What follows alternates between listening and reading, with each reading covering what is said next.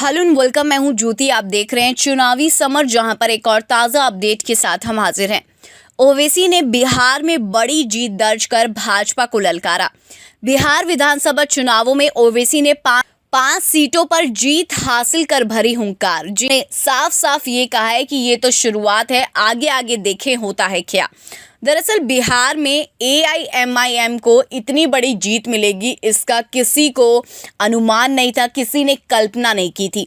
लेकिन ओवैसी ने सभी एग्जिट पोल और आलोचकों को गलत साबित करते हुए बिहार में जबरदस्त एंट्री मारी है।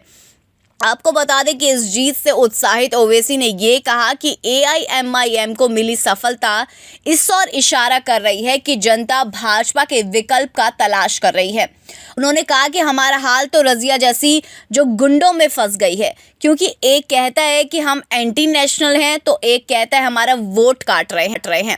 उन्होंने कहा कि हमें क्या क्या नहीं कहा गया, यहाँ तक कि भाजपा की बी टीम तक बताया गया, लेकिन जनता ने बता दिया कि एआईएमआईएम किसी की बी टीम नहीं बल्कि ए टीम है, जो जल्द ही सत्ता में आ सकती है।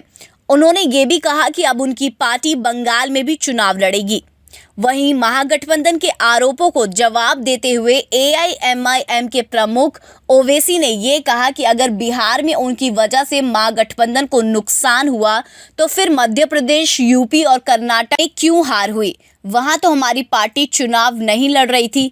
उन्होंने कहा कि अब नाच न जाने तो आंगन टेढ़ा। ओवैसी ने कहा कि विपक्ष कर्नाटक की 2 सीट हार गई तो वहां क्या मैं गया था? मध्य प्रदेश में हार गए तो वहां क्या मेरी पार्टी लड़ी थी? गुजरात में हार गए तो वहां क्या मैं गया था?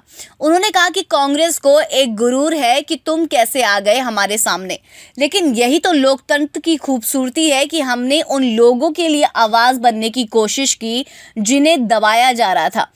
अंत में ओवैसी ने यह कहा कि जिन लोगों ने उनकी पार्टी को वोट कटवा कहा, उन्हें एक ठोस जवाब मिला है और इस सफलता के लिए उन्होंने जनता को धन्यवाद दिया। इस तरह ओवैसी ने साफ साफ कहा कि अब जनता ने भी ये ठान लिया है कि देश को भाजपा और कांग्रेस दोनों से मुक्त करना है। वैसे जिस तरह से सीएए और एनआरसी सहित विभिन्न मुद्दों पर केंद्र के खिलाफ हमला बोलकर ओवैसी ने लोगों का ध्यान खींचा है, उससे ऐसा महसूस हो रहा है कि अब जनता भी यही चाहती है कि विपक्ष केंद्र की तानाशाही के खिलाफ जोरदार हमला बोले, और कहीं ना कहीं ओवैसी जनता के विश्वास पर खरा उतरते हुए नजर आ रही है। सीधे शब्दों में कहें तो ओवैसी ने चुनावों में सफलता हासिल कर इशारों में भाजपा और कांग्रेस दोनों को कड़ी चेतावनी दे दी है कि उनके अच्छे दिन अब आने वाले हैं।